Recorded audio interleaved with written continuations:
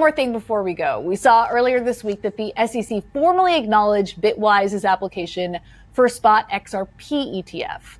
Now, I know you can't talk about the specific application, but I'm wondering if you can talk about what you've heard in terms of demand for an XRP ETF in particular. Obviously, there was less demand for an ETH ETF than a Bitcoin one, but there is increasing adoption. So what's the scope look like for an XRP fund? Yeah, I would say two things on that front, without talking about the Bitwise filing specifically, as you mentioned. One, I think there's substantial demand for an XRP ETF. XRP has had a sustained community for an extremely long period of time. It's an asset that trades significantly on centralized exchanges. I think people would love to find a way to hold it in a simple, low cost, easy to use ETP structure. And I will say the second piece is the SEC is much more receptive to discussions under the new administration than they were in the past.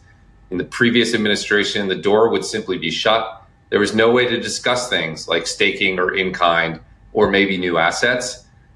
I think, and I can tell you that has completely changed. They're much more open to dialogue. So I'm optimistic we're going to see, XRP ETFs, Solana ETFs.